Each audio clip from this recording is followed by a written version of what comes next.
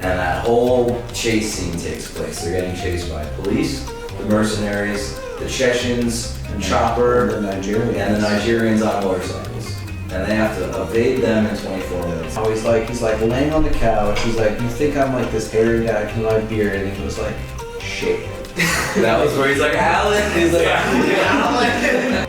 I actually didn't remember how funny this movie was until I watched it again and said, oh yeah, this may be one of Will Ferrell's best because he has so many others that are so good. As they're running away too, Dirty Mike's like, rub your dicks on it before you pass by the car. Like, they hate that car or they love that car. I don't know what the relationship is about that car.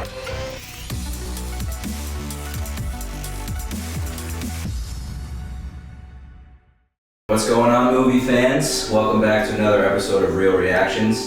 On my left I have Jeremy. On his left we have Andy. And in today's show, we're going to be talking about The Other Guys. Classic comedy with Will Ferrell and Mark Wahlberg. Hilarious movie. Will Ferrell, Mark Wahlberg. It worked really well. What a dynamic duo. I thought they did a really great job. I actually didn't remember how funny this movie was until I watched it again and said, oh yeah, this may be one of Will Ferrell's best because he has so many others that are so good. But this one's right up there. It was definitely one of the better comedy cop dramas and probably one of Will Ferrell's maybe top 10 movies. Yeah, I think it's definitely an underrated Will Ferrell movie. It's not talked about whenever someone brings up his favorites or his classics. It's not really mentioned, but when you watch it, you're like, oh yeah, there's a lot of lines that are really funny. There's a lot of scenes that get you to chuckle. You remember scenes you forgot that are randomly funny. There are just so many memorable quotes that you're like, this is why I love this movie. It opens almost like a badass comedic cop movie with Samuel L. Jackson and The Rock's character just flying down the street chasing these guys. With Ice-T narrating. Exactly, right? Yeah. So he's narrating the whole movie. Explosions going off everywhere. They finally catch the guys. You come to find out that they're just chasing them for a quarter pound of weed. They deal $12 million worth of property damage on that specific chase, but they're all getting high fives. Hot dog guy's like, free hot dogs for life, no drinks. No drinks. No drinks. You can't do it. Yeah. You can't do it. Yeah, I mean, Samuel L. Jackson and The Rock, that's a dynamic duo that I'd like to see again. It's a totally different storyline. It's not the underdogs come up. It's more about like just cliche after cliche, you know, more like a spoof movie than anything. I would be down though. I think watching them become the heroes of New York and somehow evading all of the destruction that they do would still be pretty funny to watch. Samuel Jackson's character just constantly gets his car blown up, and then like every time he's in a scene, he has a new car. Yeah, he's got to connect that some body shop in the city, or maybe it's like the hot dog stand where he just goes to all the body shops and they're like, yeah, I got you, man, just keep keeping the city safe. I thought it was a good Mark Wahlberg movie. He's not really known for his acting as far as winning awards or anything like that, but it's Mark being Mark. It was like a typical Mark Wahlberg performance, just like he hammed it up like a little bit over the top, like a little high octane, but he was just like over the top, like passionate, aggressive, but like no depth. That's Mark Wahlberg for you. You know, from a technical standpoint, he's a personality actor. He's not a character actor, and you're either getting angry and aggressive Mark Wahlberg or happy and aggressive Mark Wahlberg. Like he's got the versatility of a doorknob. He had like one tone throughout the entire movie, just like angry and screaming. He only calmed down for a little bit after he got like his full demotion and he goes to become the traffic cop. He's like, hey, this is actually not so bad. He's like, that's my street. I got that street buzzing. Like, no one runs that street like me. They actually do a little role reversal because throughout the whole movie, he wants to go on the crazy chases. He wants to fight the bad guys. He thinks everything is about drugs. It's always the cartel. Whenever they're out there, it's like, it's a drug bust. Will Ferrell's like, where are you getting that from? It's the Colombian drug like, what? What are you talking about? But yeah, at the end there's the role reversal where Will Ferrell's like, it's my time to get you ready to go. Like, I need you to bring it tomorrow. And Mark Wahlberg's like, all right, he's bringing me back. But yeah, I mean, he's a Boston guy. He gets a shoot year. I'm sure he's really excited about that. But that kind of ruined him because they said in the movie he was supposed to be on his way to being a lead detective in homicide, and forensic Well, accountant. even Will Ferrell's character mentioned that too. He's like, where would you be if you didn't shot Cheetah? Yeah, that's like, true. Beating up all like the motorcycle gangs and All just the like mercenaries. and just taking them out one by one. Yeah. So my favorite line of the whole movie is, "Thanks for the F Shack, love Dirty Lang and the boys." I mean, that is just perfect. They go to pick up their Prius, which was just destroyed, and there was an orgy in there. And those are the words from the movie too. You know, I'm not exaggerating here. And that note was so funny. Just died laughing hearing that. Loved it.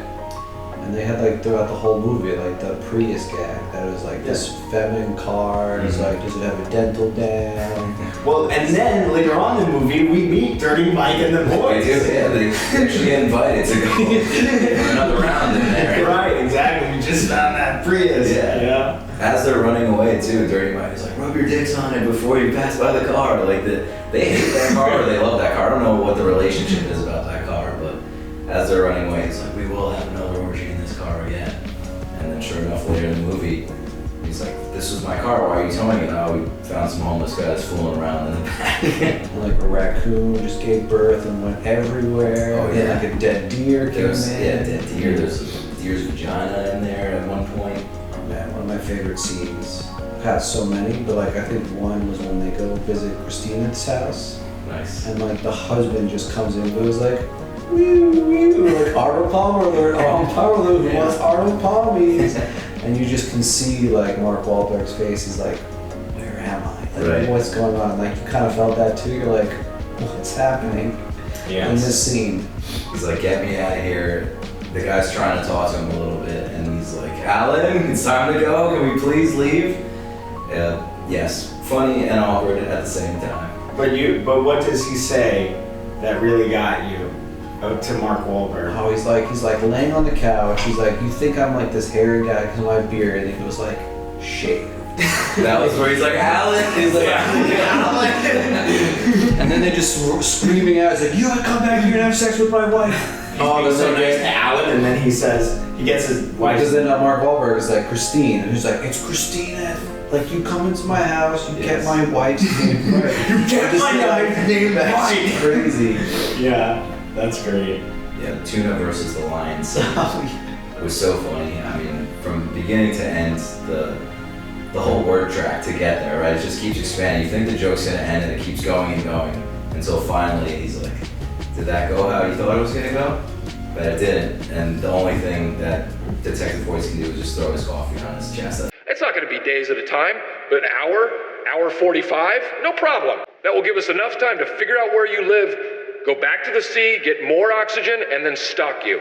You just lost your own game. You're outgunned and outmanned. Did that go the way you thought it was going to go? Nope.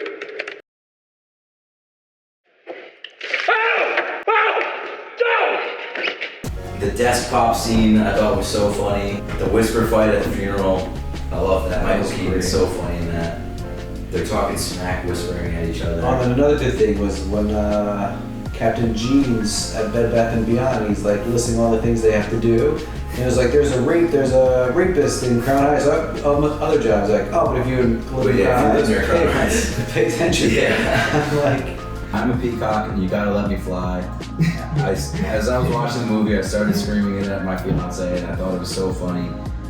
I know that Captain Mock is like, peacocks don't fly, and Alan actually has Terry's back on that. He's like, well, you know, with the running start, they're like penguins. Yeah, they're like penguins. Well, Captain Gene, let's talk about that. Michael Keaton is a star. Like, he's like we've got the Birdman / Batman, like, give it his full performance. It's like, it's not quite a cameo. It's more than cameo. It's a supporting because he's popping up a lot. Definitely. And even towards the whole movie, like, even with this small, like, character that he has to work with in terms of like the amount of lines, he has a full character arc. He's got depth to his personality. He's like the complete opposite of Mark Wahlberg when it comes to acting, you know? He was an integral part in the movie. Absolutely. Like He was. I mean, Yeah, to get him on board. It was like maybe like total 20 minutes of him in the movie, but it was all integral scenes. But yeah, big fan of Michael Keaton. Gotta watch this movie if it's just for Captain Gene. And he kept quoting TLC. He did. Oh, that was great. He wouldn't come to it. Yeah. Very funny, yes. Speaking of character development, they tell you why he needs a 2-job suit. He's like, I'm putting my bisexual son through school. He's gonna go through art school, and that's why I need this second job. Yeah, he's going to NYU to find himself. Yes, he's going to NYU to find himself. Right, he's trying to work with Hoyts and Gamble, and he's like, I have to demote you though. I'm not risking my job and my son's future to have you guys go on this chase. Like, if it's a done deal, it's a done deal. And eventually they get him on board. When they talk to him again at Bed Bath & Beyond, he's like, all right, do it discreetly. You guys gotta creep. He doesn't want no scrubs, but they're able to get it done. Well, the whole movie is so well written and directed. You know, it all comes together in a synchronized kind of performance between the whole cast and crew, because it's directed by Adam McKay, who's also the director of plenty of other Will Ferrell movies. The best of all, Step Brothers, in my opinion. He did Anchorman, he did, many others, but he really understands Will Ferrell, what he's good at, obviously sarcasm, right? Yes. And the movie just plays so well. So Adam McKay, legendary director of our time, and I'll definitely be watching every movie he does. Even the physical humor hit in this movie, like when Will Ferrell went like bad cop to badder cop. Right. Oh, he just went like trashing everywhere. It was like hilarious. Yes. Yeah. Like anytime they brought in like the physical aspect of comedy, like they did it perfect. Yeah, absolutely. The explosion scene where Will Ferrell's character gets up, he's like, there's just no way, I'm calling bullshit. Anyone that walks away from an explosion and doesn't flinch, that's bullshit. There's just no way. He's like, his ears are shot, he's bleeding, he's all cut up, he's like, I think my back is burnt. Like, that scene alone I thought was super funny. Just little bits of Gator's character developing in the movie I thought was really funny. Gator don't play no shit. Right, like that line right there, like him winning battles verbally, like just because he's ready to fight and engage verbally, and then eventually he gets physical. He has the wooden gun after the demotion. He hits Mark Wahlberg's character in the head with it, and then slowly but surely he comes out and gets a little bit of a tiff with his wife, Eva Mendes' character, and they do the separation, so we get back together at the end. Whose baby's that? Gator's bitches better be wearing Jimmy. Yes. I forgot about that line. It's like her character is so like forgiving and loving. There's no way he could say anything that, oh yeah, sorry, I forgot he does that. Just the whole story of how he met Eva Mendes' character is just insane. Yeah, he had poison ivy in his rectum. He goes to the hospital. Eva Mendes, she's of course beautiful, but the way Mark Wahlberg is like coming onto her in the movie made me really uncomfortable. Like I don't know if it didn't age well, if I'm looking at things differently, but Mark Wahlberg's an absolute creep in this movie. Even the way he treats his ex-girlfriend, it's like, this is not okay. And she's like, yeah, we had our fights and the restraining order. Like they kind of slipped that in, that she had a restraining order against Mark Wahlberg's character. Well, like he kept mentioning, like he was trying to hit on like Eva Mendes, the whole dinner scene. Yeah, right. And then when they're in the penthouse, he's like, if anything happens to you, I'll be there for her. Like I know that. And Will Ferrell's like, this is getting a little too weird. Right. Like, you were saying it's like it's predetermined, like I'm gonna die. Yes. And then like for Francine, like he's doing all like the ballet, the art. He says I learned it to make fun of the ferry down the street. Or yes. the artsy fartsy people down the street. I did want to talk about that because I thought that their hidden talents in this movie were so ridiculous and for like completely different things. Like Mark Wahlberg, yes, he's like, I learned ballet sarcastically so I can make fun of the ferry down the street. Goes to take night art classes so he can make fun of the artsy fartsy types when he was growing up. And at the end, they slipped in that he played the harp at his wedding, and it was beautiful. And it was because in the 8th grade he learned how to play harp so he could make fun of the kid off the street. Like he just is always sarcastically doing these artistic things so he can make fun of other people. I thought that was so funny. And then Will Ferrell's hidden talents. Obviously he's a pimp, and eventually admits he's like, yes, I was a pimp. And he's singing at Irish pubs. Like Mark goes, you have fun singing those songs? They're super depressing, man. And the lyrics of those songs were like, these kids have pink eye. Yeah, it's like sea shanties. The wife's having sex consensual. With like 11 different people while you were away. And then like at the end there's like, the Harry Potter books are buried. I'm like, what song is this? Yeah, I'm glad you listened to the lyrics because I thought that's what it was. Like, yeah, these lyrics are super, super depressing. It definitely came up for a bit just for the movie. But I thought that was really fun. Car chase in the Prius, and Alan's like, I learned to drive from Grand Theft Auto, and the car's rolling over backwards. He pulls up into like a parking garage. That's what I want to talk about in the most surreal thing. Like, And they just go right past, and like, cars covered in bullet holes. and then Steve Coogan's character is like, this is a really clever idea. I'm like, that's what I was thinking too. They're getting ready to leave at 8:36 in the morning. They have 24 minutes to get from where they're going to stop the transaction. And that whole chase scene takes place. They're getting chased by police, the mercenaries, the Chechens, Chopper, the Nigerians. and the Nigerians on motorcycles. And they have to evade them in 24 minutes. They have to hide in the parking garage. Somehow they elevated the car to the second level of that parking garage. They go through Chelsea Pier. Yeah, they drive shortcut. Piers as a shortcut, but they get stuck on the driving range and have to convince the people teeing off to snipe the chopper. Basically, they hit the pilot in the head and they crash the chopper, and somehow make it to stop the transaction behind the clock. With 1 minute to spare. Yeah, 1 minute to spare. That was my most surreal scene. There's no way that would have been able to be accomplished in 24 minutes. Even Mendes with Will Ferrell. It's just not gonna happen. But he just attracts every lady in the Right, and that's the surreal part. Yeah, that's true. That's the most surreal. His character is a ladies' man. Yeah. I think for me, like one plot hole was when they get tased, and then somehow the pickup truck, the car, and them end up on a freight train to Las Vegas, and they don't wake up until they're pretty much outside of Vegas. I'm like, Sure. how long was this taser? Yeah. Oh, I got a big plot hole. When when Samuel L. Jackson drives the car through the bus, through the middle of the bus, somehow now the bus is chasing the car and they're shooting at them from there, and then all of a sudden it goes back to Samuel L. Jackson flying out of it and continuing the chase while in the car. I mean, I don't know if it's continuity. I didn't understand what was happening. It's Dwayne driving the bus, and he spins, which has the momentum of the car lodged in the bus to fly out and just hit the car and go into Trump Tower and just blow everything up. Right. And then another plot hole is like when they're getting shot by the Chen helicopter, and like there's cops right behind them. If you're the cop, you're like, that's not us. Right. Should we be doing something about worried this? about that chopper shooting just randomly in the streets of New York?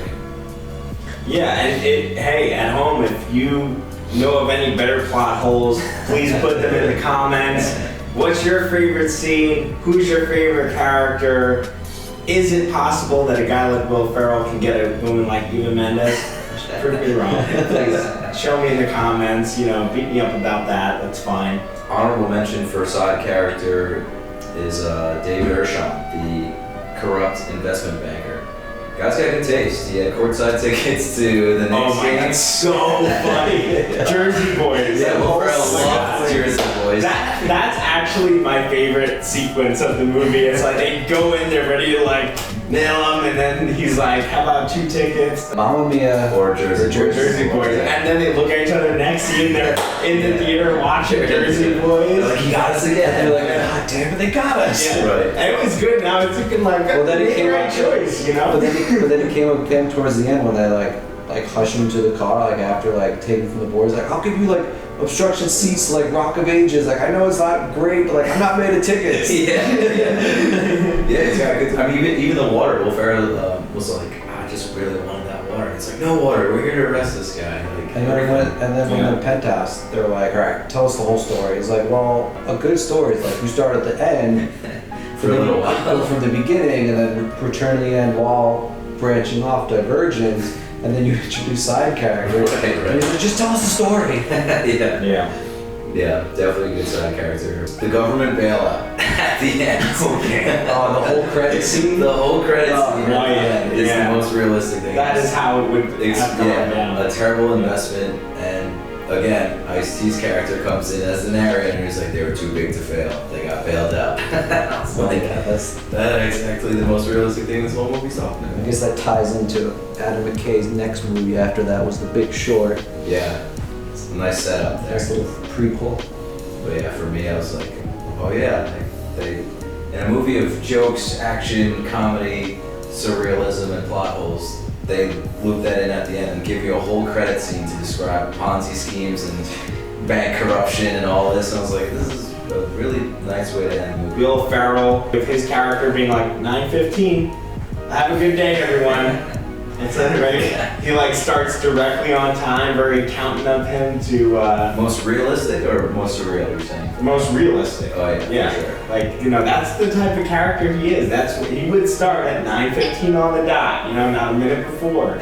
I think the most realistic was Bob, because you always have that one coworker who's like all serious, like, hey, we need to talk about this, but it's always at the worst time. Mm-hmm. And then next thing you know, you're like, uh-oh, we should have talked about it, like with the proxy vote, with the pension. Comedy overall, out of 5, I'm gonna give this one, I rarely give it a straight number, direct 4. Nice. 4 out of 5. That's higher than I Strong thought you were 4. gonna give. Yeah. Well, you know what? If you asked me before I watched this movie again recently, what I would rate it, I would have probably said like 3-2, you know? But after seeing it and being like, oh, this movie's actually a lot funnier than I remember. Oh yeah. Definitely I'm gonna give it a solid 4 out of 5. It might be in Will's top 10, but if we actually sat down and debated the top 10 comedies, I don't think it's sniffing mine. So I'll give it a 3-4. It's better than an average comedy, but it's not as good as some of the greats. Yeah, I was going to give it a 3.7. Love the movie. So many memorable quotes. Action scenes are just unbelievable. There are parts where like, all right, you didn't really need to watch that, or like added too much to the scene.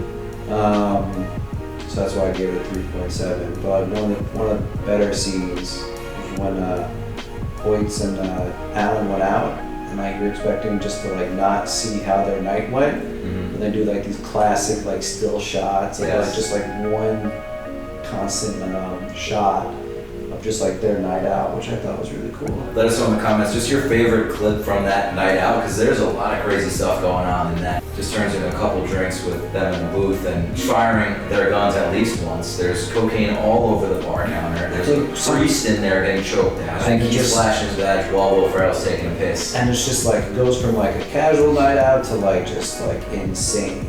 Yes. Thank you everyone for watching. Please comment, let us know what is your rating of The Other Guys, and we'll see you next time.